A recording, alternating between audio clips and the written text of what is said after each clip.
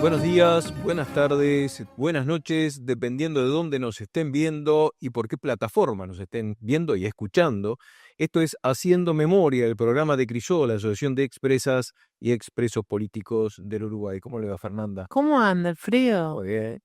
La verdad que un día precioso de otoño estamos viviendo. Se decidió en venir el otoño. Se decidió venir el otoño y qué marcha que vivimos el 20. Impresionante, una de las más grandes. Evidentemente una de las más grandes. Año a año sigue creciendo y con un poco de frío la gente igual se tiró a la calle en ese silencio atronador que recorre 18.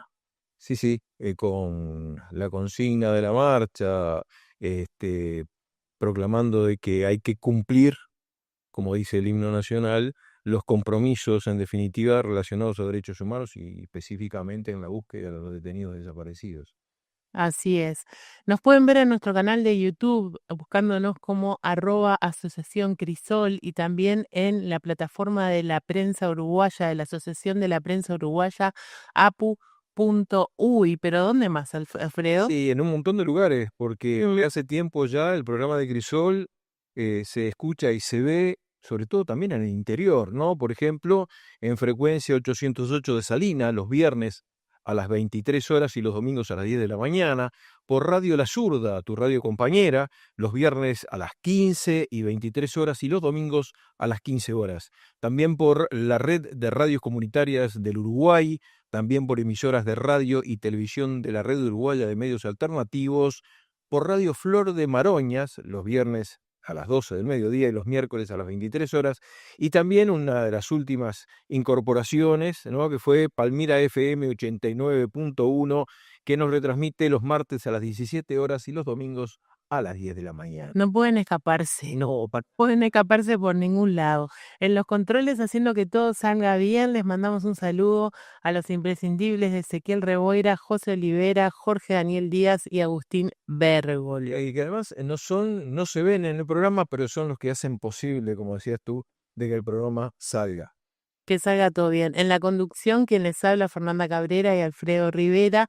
Para comunicarse con nosotros tenemos el teléfono de Haciendo Memoria, el 091-028-578, 091-028-578, donde siempre les decimos que nos pueden mandar primero ideas de programas, qué es lo que quieren ver, qué es lo que tienen ganas de escuchar, pero también avisos y cosas que quieran que creen que podamos difundir nosotros. Crisol2003@gmail.com es el mail. ¿Y qué más, Alfredo? Sí, Crisol tiene una página web que se llama crisol.blogspot.com, donde están todas las actividades y también las opiniones que cotidianamente va dando Crisol sobre diferentes temas, que se llama El Opinando. Ahí lo pueden leer, lo pueden ver, además hay un archivo fotográfico sobre las actividades de Crisol y fílmico también. Pero también tenemos convenios, que siempre digo que son muy convenientes para los afiliados de Crisol. Los que no son afiliados y sean pensionistas o jubilados, pueden afiliarse también a Crisol y ser beneficiarios de estos tipo de beneficios, valga la redundancia. Está redundante hoy. Con SWAT, con Cooperativa Caminos, con Previsión, con Procardia, con Tu Cine, con la Asociación Cristiana de Jóvenes y con el Residencial Buenos Tiempos es que tenemos estos convenios. Muy bien, y para obtener más información, ¿por dónde, Fernanda? 2408-4465, 2408-4465 o al 099-408-655 son los teléfonos de Crisol, donde los va a atender Tito López amablemente. Muy bien, y tenemos algunas informaciones del interior, Fernanda, Sí. porque tenemos informaciones de Durazno, de Rosario y de Canelones. En Canelones está el tema de los árboles, ¿verdad? ¿Cómo es eso? Está el tema de la plantación de árboles, iba primero para Rosario, pero me mandó para Canelones. Oh, Que voy para Canelones. Este fin de semana, en el marco de mayo, mes de la memoria, nos espera el Sendero de la Memoria, este memorial que desde las 11 de la mañana estudiantes y docentes de la Facultad de Artes van a presentar una escultura de la Margarita. Esto es en el Parque Roosevelt, en el Parque de los Derechos Humanos, la Dirección de Derechos Humanos de la Intendencia Canaria quien lo plantea. También, yéndonos para Rosario, ya hemos hablado otras veces de Rutilio Bentancor. El 27 de mayo a las 15 horas se va a poner un baldosón en la casa donde vivía en Rosario, en el departamento de Colonia, y bueno, esperamos que todas y todos podamos ir. Y el de Durazno lo tiene ahí usted, De Oscar, Cristóbal. de Óscar Fernández Mendieta, ¿no?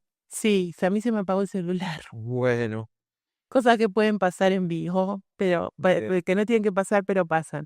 El colectivo de memoria de la ciudad de Durazno le va a hacer un homenaje a 52 años de su desaparición. Muy bien, y con estas noticias vamos ya casi directamente a la entrevista central. Como Mm, siempre, entrevistas invitados de lujo, ¿no, Fernando? la verdad que sí, hoy nos acompañan integrantes de Memoria en Libertad, usted. Gabriel Añón y Laura Bervejillo de Memoria en Libertad, pero ya que las nombramos bienvenidas al programa de Crisol y primero la pregunta para los que no saben, ¿qué es Memoria en Libertad? Bueno, muchas gracias primero por la invitación y muchas gracias a la gente que nos va a escuchar, nos presta la oreja, que es tan importante para este colectivo. Sí, un saludo a toda la audiencia en el horario que sea que nos vean. Un agradecimiento a ustedes por invitarnos también. No, estamos la verdad que encantados que estén acá, sobre todo porque es un colectivo amigo y un colectivo que nos interesa mucho difundirlo y que sea conocido. Cuéntenos un poco qué es Memoria en Libertad. Bueno, Memoria y Libertad es el colectivo que está conformado por quienes fuimos niños, niñas y adolescentes víctimas directas del terrorismo de Estado durante el periodo 1968-85. Este colectivo, yo creo que tuvo el devenir histórico, más o menos, ¿no? De los ciclos de memoria, que empezó siendo la memoria colectiva, pero masculina, de el preso que salía en ese momento, del que volvía del exilio. Sí, casi siempre fue masculino, ¿no? Y yo creo que no había en ese momento una escucha para eso. Lo que se quería saber era, todos queríamos saber, no era que nosotros quisiéramos hablar y no nos escuchan, nosotros también queríamos saber qué era lo que había pasado y a su vez nosotros como víctimas directas, que no nos reconocíamos en ese momento, darle el lugar a quien nosotros decíamos era el que había sufrido, era el que había padecido este, esa barbarie que se desató en este país. Cada país tiene, en el Cono Sur, en el Plan Cóndor, todas estas cosas, tiene unos diferentes maneras de represión, ¿no? En Uruguay se usó la tortura sistematizada, generalizada y la prisión prolongada. Entonces, la mayoría de nosotros venimos de ese lugar, de la prisión prolongada, pero también está el exilio, también está la clandestinidad, también está nacidos en cautiverio. Bueno, somos un montón de situaciones diferentes que convergemos en el mismo colectivo. Mm, Dejamos pasar el tiempo, incluso fue un tema que fue muy difícil de hablar dentro de las familias.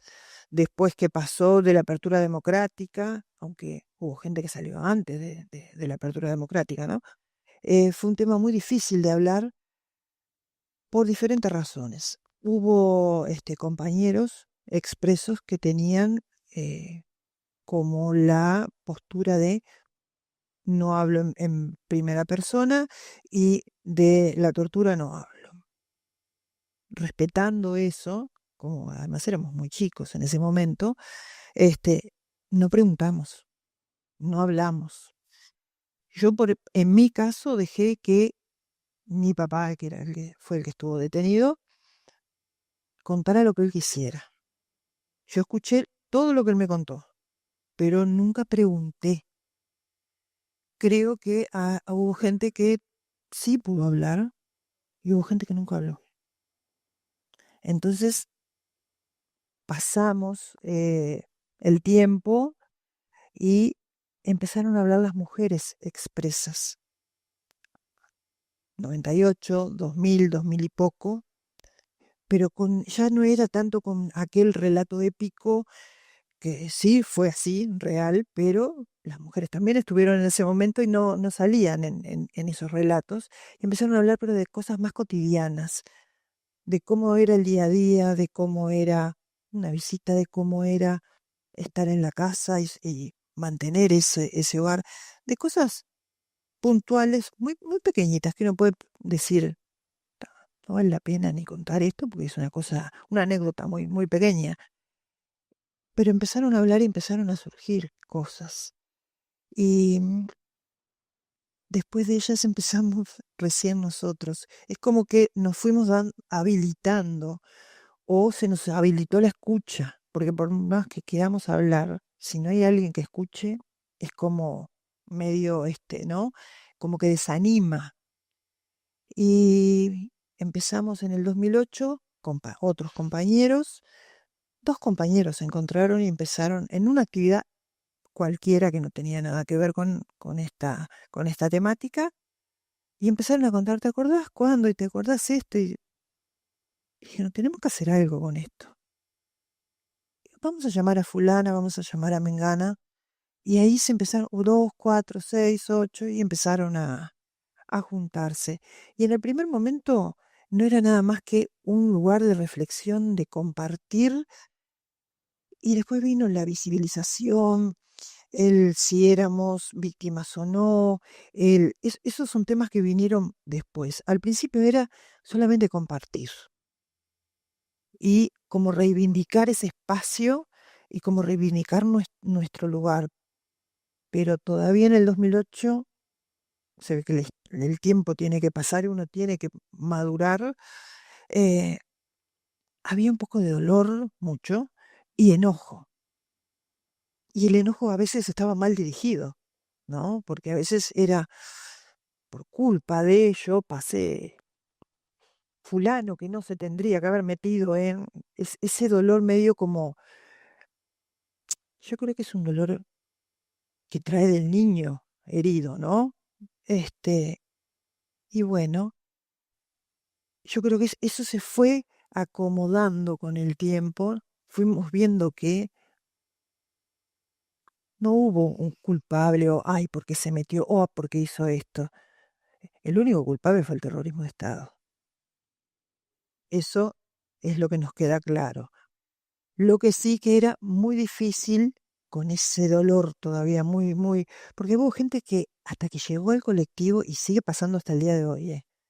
Este colectivo se funda en el 2008, acabamos de cumplir 17 años el 10 de mayo y sigue llegando gente queriendo informarse, a ver en qué hacemos, en qué estamos. Y dice, yo esto nunca lo hablé con nadie. La primera vez y somos gente que tenemos entre 40 y largos, 50 y largos, o pasando los 50 y largos, porque el que era adolescente en el 68 es más grande, ¿no? Hay gurises que nacieron en el 84, por ejemplo. Hay un abanico muy grande, ¿no? Y cuesta reconocerse, cuesta hablar, y hay compañeros que esto no es ni juzgar a nadie ni nada por el estilo, es lo que pasa nada más, que todavía les cuesta verse primero como víctimas y entran, yo soy hija de, entonces mi papá, entonces mi mamá, sin reconocerse como personas que sus derechos fueron vulnerados en la infancia. Y hay gente que no se adapta a eso, siguen aferrados a el, mi papá, fue mi mamá, fueron los dos, y está bien, es lo que pueden hacer, se respeta, pero hay gente que vamos, ¿no? Porque yo también llegué por primera vez y hablé por primera vez en un grupo de pares cuando llegué al colectivo. y uno va viendo que otro pasó lo mismo, o que tenemos las mismas reacciones, o que nos dan nervios de determinadas cosas, y decimos, pero no estaba loca yo, no era yo que estaba mal ¿no? Que tenía algún problemita, o nos vamos reconociendo entre nosotros en ese algo que el terrorismo de Estado pasó por nuestra vida y pasó por nuestro cuerpo y pasó por nuestra alma y dejó, no es que todo lo que hagamos sea por el terrorismo de Estado, pero que dejó una marca indeleble, la dejó, y hay muchas cosas que decían, uno pensaba, yo no estoy bien, realmente soy yo que tengo problemas. Y hay veces que hay compañeros que nos dicen, ay, ¿y vos también te pasa que, suponete, subís al ómnibus y te descomponés del estómago? Y Yo me dije que exactamente es el olor de la cita. el olor de la cita, el olor al coso limpiador, al coso de pino ese que había, hasta el día de hoy no lo tolero.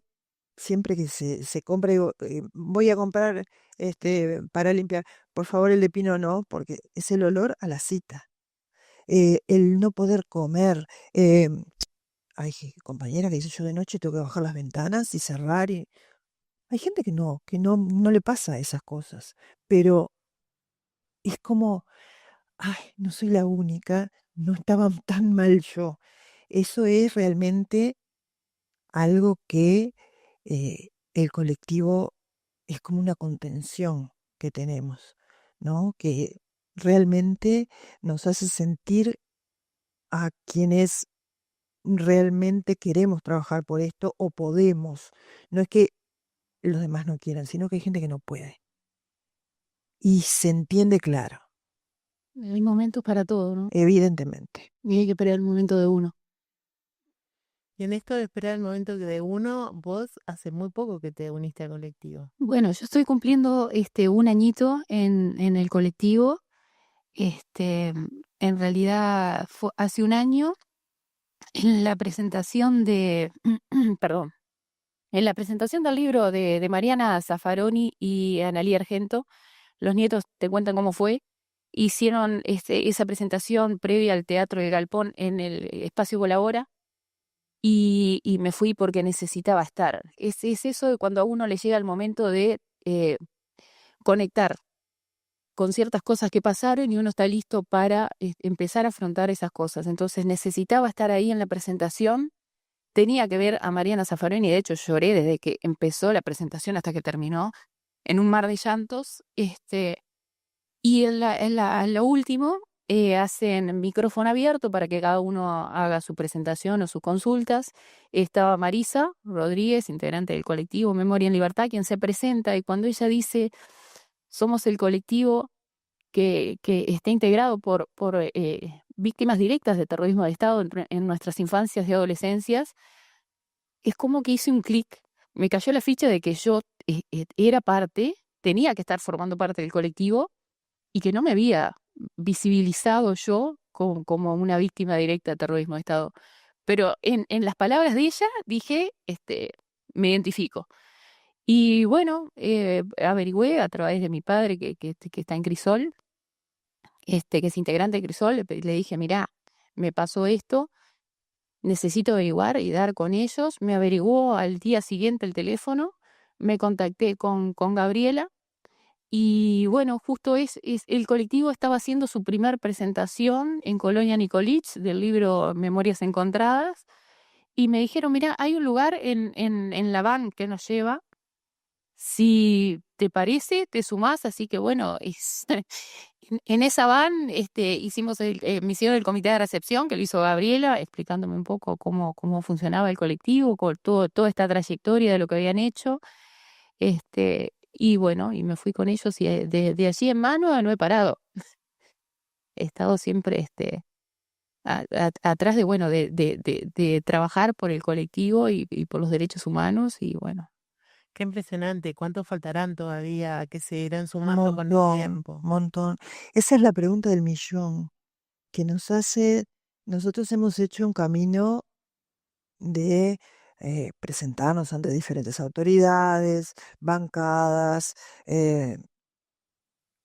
cosas de comités de la ONU, hemos hecho nacional e internacional un camino bastante largo, bastante completo. Y es la pregunta del millón, ¿cuántos son ustedes? Ni idea. Realmente, si me preguntan, ni idea. Capaz que sacando alguna cuenta de cuántos presos políticos hubo. Hay gente que dice 6.000, otros dicen 10.000. Crisol creo que maneja algo así como 6.000, por lo menos juzgados procesados por la justicia militar. Y bueno, sacando más o menos la cuenta de, pongamos, uno por hijo, porque alguno tendría 3 hijos, otro no tendría ninguno, más o menos. Y más de más de eso somos. Pero no sabemos, pero siempre es la pregunta del millón yo supongo, porque nosotros lo que estamos buscando dentro de varios objetivos, el primero yo creo que es la visibilización, porque de este tema no se sabe, no se conoce, es como que, bueno, está. Es como, vayan a jugar que no somos más chicos, somos adultos que ya entendimos, hicimos un camino y cuando vamos buscando nuestra reparación, porque en nuestra vida no es que el único fue el adulto o la adulta o los adultos que estaban en la casa. El terrorismo de Estado cayó en una casa, en una familia, en un barrio. Y es como cuando uno tira la piedra y hace los círculos concéntricos, ¿no? Ahí cayó en esa familia, con esos padres o esos abuelos, porque nosotros no decimos que somos hijos. Nosotros somos quienes fuimos niños, niñas, porque había hermanos menores, había sobrinos, había nietos. Y todos ellos, aunque no sean hijos, lo sufrieron. Fueron a las cárceles, fueron al exilio, estuvieron clandestinos, estuvieron en una ratonera. ¿Tá? Entonces nosotros tratamos de separarnos de ser hijos. Casi siempre se nos escapa porque la mayoría somos hijos, pero nosotros no decimos que somos un colectivo de hijos. Somos un colectivo de quienes fuimos niños, niñas y adolescentes. Entonces, es no sé cómo explicarlo, pero es complicado de la reparación. ¿Y estos por qué buscan plata? La reparación que nosotros buscamos es una reparación integral. ¿Qué quiere decir? Son varios aspectos de la reparación. La reparación, lo primero que se busca, yo creo que lo primero que una persona que sufrió un daño o un avasallamiento de sus derechos o lo que fuere, es un pedido de disculpas. Que el Estado se haga responsable. La palabra víctima no es la palabra más agradable para presentarse, porque queda como, ay, las víctimas que están. No, víctima lo decimos en el sentido de los derechos vulnerados, Estado responsable. El Estado, con su aparato, vino hacia una determinada persona que tenía una familia y esa familia toda fue víctima. ¿Por qué? Poniendo la cárcel, estamos en la audición de Crisol, poniendo la cárcel, ¿no? Se llegaba casi siempre de noche, madrugada, golpes, gritos, rotura de todo lo que se fue. Y ahí se sabía que había niños, porque no se iba al azar a la casa, se había planificado. Es más, nosotros tenemos los legajos, hemos pedido los legajos nuestros y de nuestros padres, que yo, por ejemplo, lo puedo pedir porque mi padre ya no está vivo, sino lo tiene que pedir cada uno su legajo. Y en ese legajo está. Se presentaron en tal domicilio a tal hora, estaban fulano, mengano, sultano. Sabían que había niños en esas casas y no tuvieron ningún pudor, ninguna delicadeza de vamos a tratar de que no vean esto. No, a partir de ahí en adelante, todo el camino que nosotros recorrimos, tanto en las cárceles, en los cuarteles, en el exilio, en la clandestinidad, fue algo sistemáticamente preparado para dañar, para hacer sufrir, para lastimar, para amedrentar al adulto, pero que la persona, ese niño que estaba ahí o esa niña, también tuviera miedo. Nosotros crecimos en el silencio.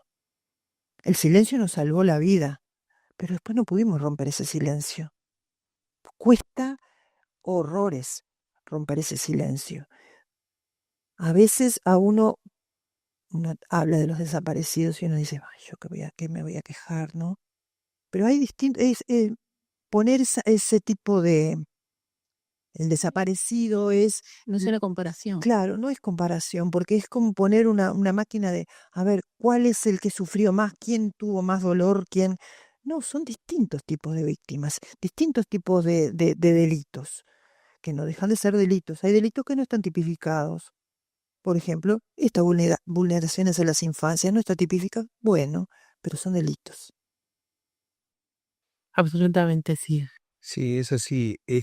Nosotros siempre recordamos justamente en el programa de Crisol esta premeditación por parte de lo que sucedió en el país, de ese periodo donde se terminó aplicando el fascismo, para aplicar el terror sobre la población, destruyendo familias, destruyendo vidas de niños, de niñas, de forma extremadamente cruel para sembrar justamente el terror en el conjunto de la sociedad, porque era la única manera también que se podía aplicar un proyecto económico y social, era a través del terror. No había otro camino, aplastando a los pueblos a través de la violencia y del terror cotidiano sembrados en las familias. Y bueno, niñas, niños, adolescentes de esa época que sufrieron en carne propia esa, no sé cómo llamarla, rotura premeditada, interior y exterior, que se llevó adelante por parte del fascismo. Siempre tomamos como ejemplo nosotros un detallecito que no es mínimo de carácter económico, que es que al culminar la dictadura logró rebajar el 50% el salario de los trabajadores. Eso hubiera sido imposible a través de cualquier otro sistema, solamente por el terror, destruyendo vidas, sin importar si esas vidas eran de niñas y niños, no importaba nada para ellos. Sí había un objetivo muy tremendo, ¿no? Muy dantesco. Pero bueno, estamos llegando a la finalización del primer bloque, ¿no? Así es, Alfredo. Nos vamos a una pequeña pausa. Estamos en Haciendo Memoria con Gabriela Añón y Laura Berbejillo, integrantes de Memorias en Libertad, y volvemos en unos minutitos.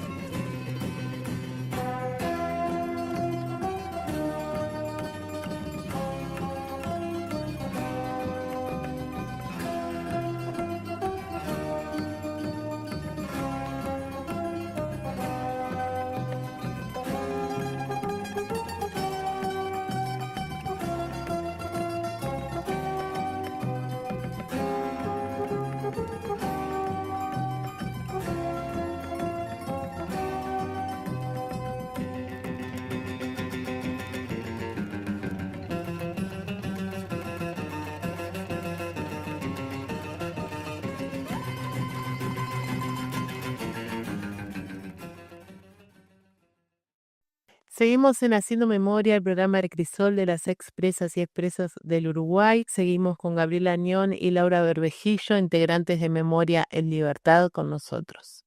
Sí, estamos habiendo una conversación que, bueno, es muy conocida esta realidad de las niñas, niños, adolescentes que fueron víctimas directas del terrorismo de Estado, del fascismo en este país. Y hay muchas cuestiones, por ejemplo, ustedes recibieron cuando empezaron a salir a la luz, cuando se empezaron a agrupar, eh, ¿fueron a buscar apoyos o recibieron apoyos?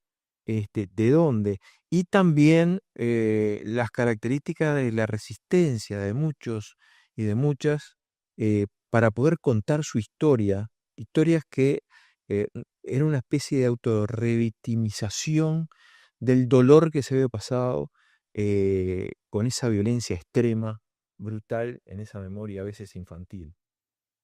Sí, nosotros en el 2008, eh, cuando se juntó y se empezó a hacer, porque no, en el 2008 cuando se juntaron esos dos compañeros, no dijimos, vamos a poner Memoria de Libertad y ya está, y hacemos un colectivo. Se fue dando un proceso, ¿no? Y cuando uno se conforma como colectivo, eh, se vio que era muy difícil solo. No se podía, no había cómo sostenerlo. Entonces se pidió ayuda a la Universidad de la República, tanto a la Facultad de Psicología como a la Facultad de Humanidades. Y bueno, gracias a ellos es que este colectivo eh, pudo arrancar y tuvimos en el 2008 no, pero en el 2018 a el decano en este momento de la Facultad de Psicología, a Enrico Irrazábal, nos acompañaba en los plenarios. Él se sentaba en un rincón, y nosotros ahí, porque, porque era muy difícil el relacionamiento, porque había tanto dolor, tanta, no sé, como que reactividad, ¿no? Uno decía una cosa y quizá lo que ella decía era válido y lo que yo decía era válido, pero no podíamos, confrontábamos esa, porque todos tuvimos una experiencia que está atravesada por el terrorismo de Estado, pero diferente. Capaz que ella tiene exilio, capaz que yo tenía clandestinidad, entonces hablábamos de otras cosas y terminábamos como enojadas, como reactivas, ¿no? Y nos ayudó muchísimo. Y Natalia Montealegre, que es una antropóloga que ha estudiado mucho este tema y ha sacado libros de infancias en dictadura, que hoy se presenta en el Espacio Colabora, a las 18 horas, nos ayudaron muchísimo. También fuimos a pedir ayuda a la Institución Nacional de Derechos Humanos y Defensoría del Pueblo. Y bueno, allí en el 2018 nos presentamos y dijimos que nos queríamos conformar como colectivo de derechos humanos. Y hablándolo después, porque en ese momento las autoridades estaban elegidas como se deben elegir, no como en este momento que fue por cuota política, gente maravillosa, bueno, estaba Mariana Mota, Tyler, una cantidad de Maricel Robaina, y después nos contaban como anécdota cómica que dijeron, ¿y esta gente quién es? ¿Y qué quieren? No sabemos qué hacer con esta gente, porque ni siquiera ellos estaban pudiendo saber quiénes éramos, no nos ubicaban en el relato histórico. Y lo cómico, o lo trágico, o la realidad, porque la realidad a veces no es ni buena ni mala, lo que no tiene remedio, como dice el poeta, este, una de las integrantes de las que nos dio ayuda, una de las psicólogas, la invitamos a una presentación, a una muestra, nosotros tenemos lo que se llama una muestra, y estaba en el panel ella, y ella iba a hacer un desarrollo de cómo influía el terrorismo de Estado en niños pequeños, en formación, ¿no? De su personalidad, de su carácter. Y empezó a hablar y terminó dándose cuenta que ella era víctima del terrorismo de Estado. Y se dio cuenta en ese momento. Le cayó, como a ella dijo, le cayó la ficha y terminó de hablar como pudo y volvió a la casa, habíamos ido en un auto, en un silencio tan abrumador que se ve que quedó como choqueada de haberse dado cuenta en ese momento y ella trabajó con nosotros. Hicimos talleres, hicimos encuentros, bueno, tanto hicieron ellos que hicieron una recomendación preciosa, digo preciosa en el sentido de cómo nos escucharon y cómo pudieron sacar la esencia de lo que en realidad estaba pasando ahí, de quiénes éramos y de qué era lo que nos había motivado a a presentarnos. Realmente es un documento que nosotros atesoramos porque además es el único reconocimiento que tenemos en este país. Y bueno, la recomendación de la Institución Nacional de Derechos Humanos dice, entre otras cosas, que este universo de personas fueron víctimas directas del terrorismo de Estado, que se insta a las autoridades a legislar para poder tener una reparación integral, poner en el relato histórico nacional qué fue lo que pasó y además poner los medios para que eso se produzca y poner al servicio de esta causa, de esta historia, eh, los armamentos que se necesiten. Eh, el pedido de disculpas, las garantías de no repetición, qué bueno que todavía los estamos esperando, pero realmente es una muy, muy completa recomendación que esperamos que en algún momento alguien se digne a leerla, alguien de las autoridades, porque en el momento de la recomendación, que salió la recomendación, el Poder Ejecutivo no contestó. Ya estaba saliendo casi, era el cambio de gobierno. El Ministerio de Educación y Cultura, que también estaba por la ley 18.596, que está en el Ministerio de Educación y Cultura, em, nos dijo que no había legislación para eso, que había que legislar. Y el grupo de Felipe Michelini de Verdad y Justicia nos dijo que le diéramos un tiempito más, que lo iban a leer, y bueno, nunca tuvimos respuesta. Pero bueno, esa recomendación nos ha servido mucho, por ejemplo, cuando nos presentamos en la ONU ante los distintos eh, grupos, en el de Verdad y Justicia, el de Desaparición Forzada y Derechos Humanos, que todos van en el mismo camino que la recomendación de la INDH, que el Poder Ejecutivo, las autoridades tienen que reconocer que las infancias fueron vulneradas, que hay que reparar, que se tienen que cumplir las leyes, que la única ley que nos reconoce como algo, como que estuvimos por ahí, como que vivimos y existimos, que es la de reparación en salud, que no se está cumpliendo en este momento.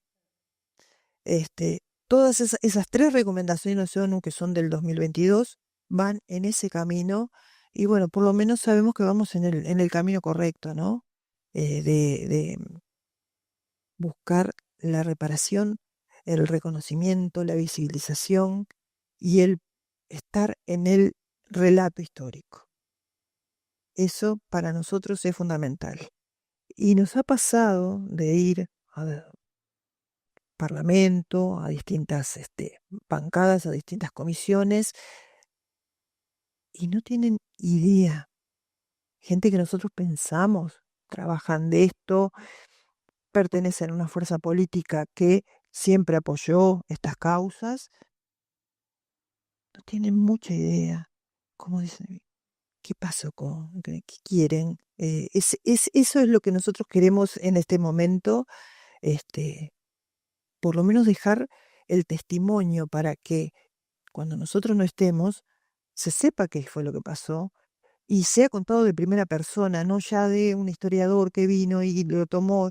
No, en esos relatos que nosotros tenemos en los libros, son cuentos casi de niños, porque yo creo que volvemos al niño que pasó eso, o recordamos a ese niño y lo contamos de esa forma, y son anécdotas pequeñas de, no sé, yo cuando iba al penal tenía frío, yo no podía decir mi nombre, en la escuela no nombraba qué era lo que pasaba en mi casa, ese tipo de cosas, y que sea contado por nosotros, que no venga alguien y lo distorsione un poquito.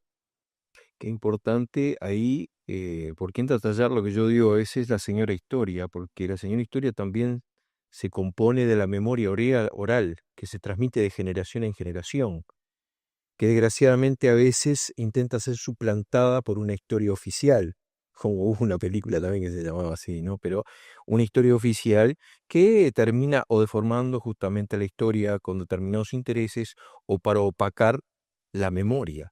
Y justamente el objetivo de todo esto es que la memoria no se pierda, que la memoria también es la historia. Porque ustedes hablaban de las garantías de no repetición.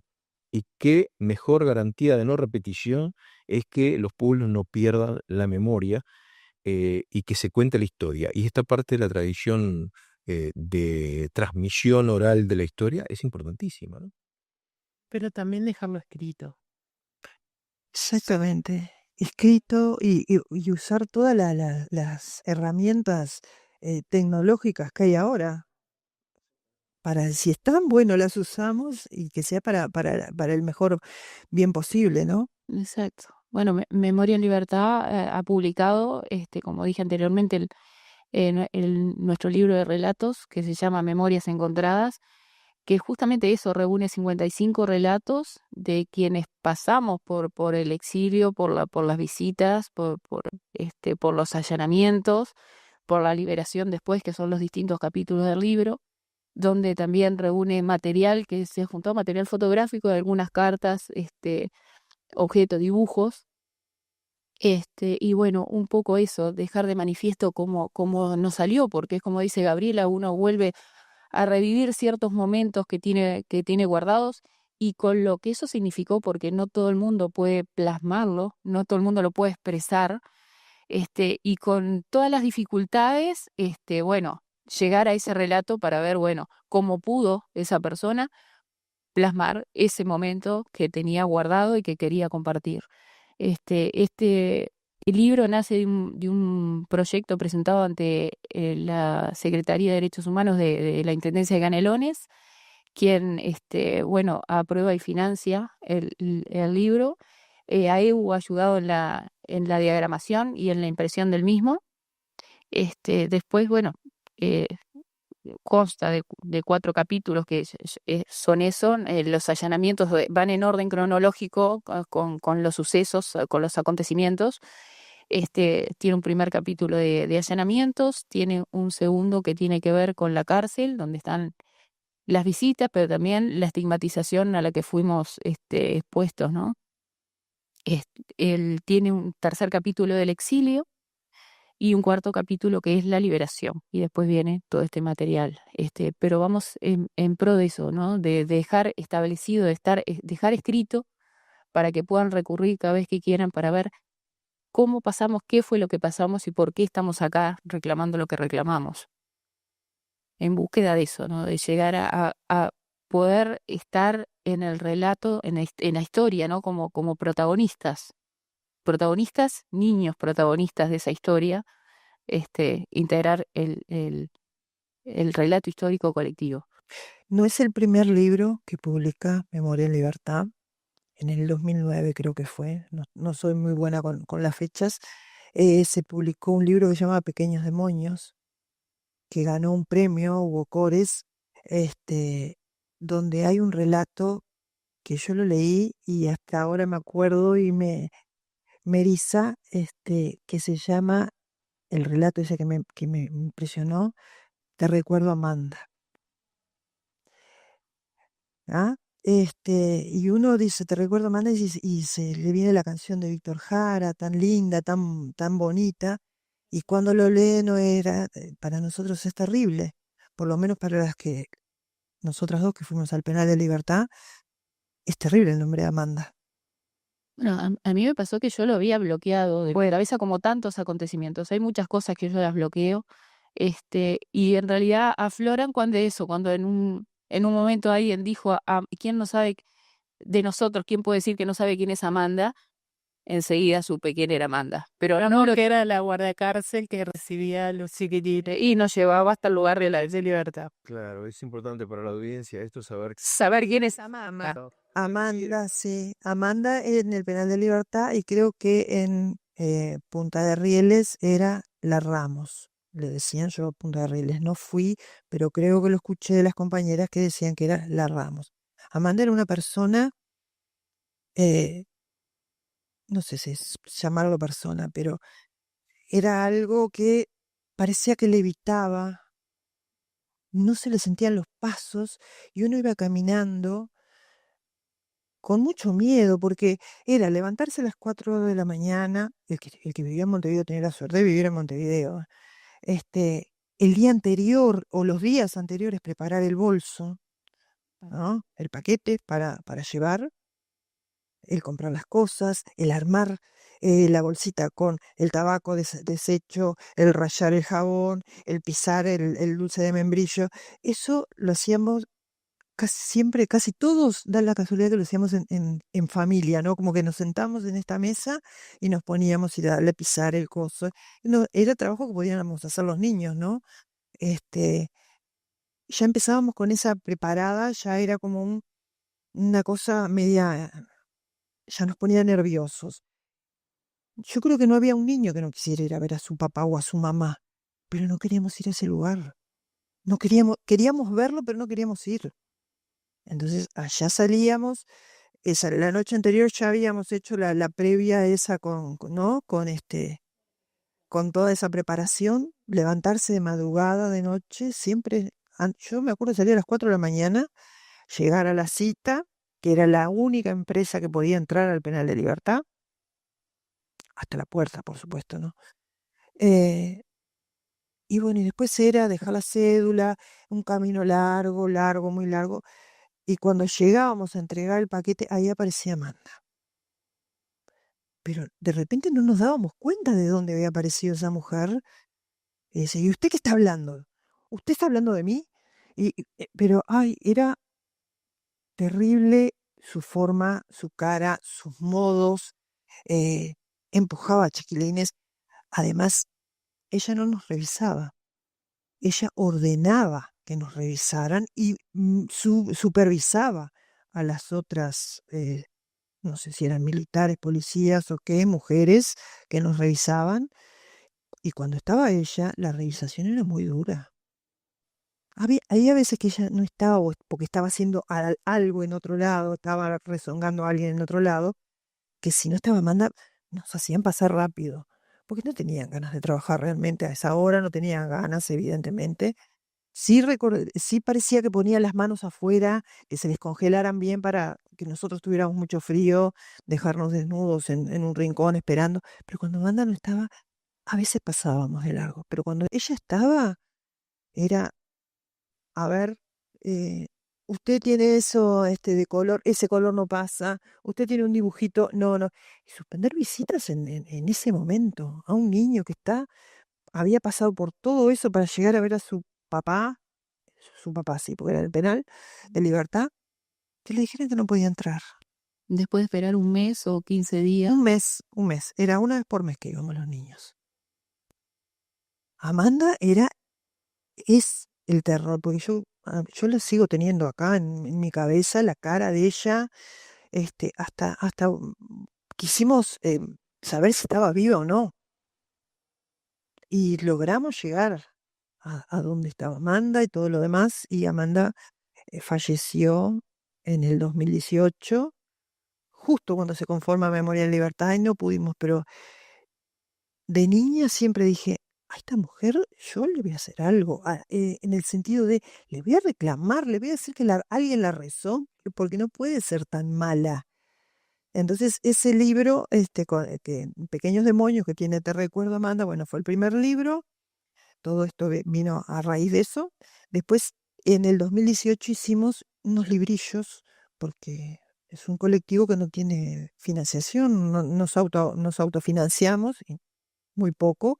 Entonces, AEU, que siempre es un gremio que nos da una mano terrible, nos ayudó con unos librillos de tapa fina, donde empezaron a aparecer otros relatos y después creo que fueron 2 ediciones de relatos diferentes y después apareció este tercer libro, no, cuarto libro, pero este ya fue un libro bien hecho. Digo, creo que lo hicimos con ganas, y se pensó la parte estética, no tanto solamente que estuviera el relato, sino lo estético.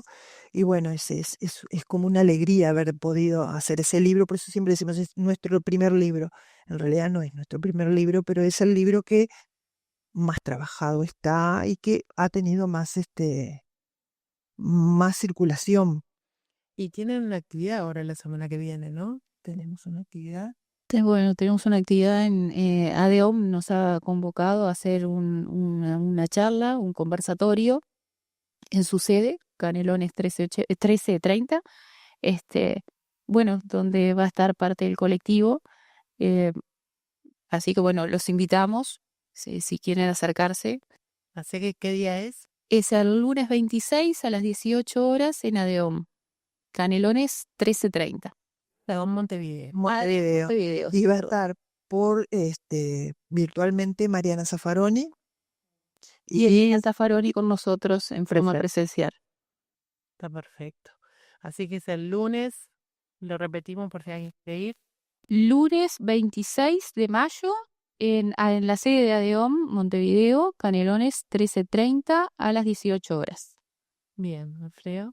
Bueno, estamos llegando casi al final. En este mes de la memoria, donde no solo los desaparecidos, los expresas y expresos políticos, sino que detrás de todo eso también habían familias, donde habían niños, niñas, mucho sufrimiento, mucho terror provocado adrede para generar justamente una sensación de pánico en la sociedad para poder desarrollar determinadas políticas sociales y económicas.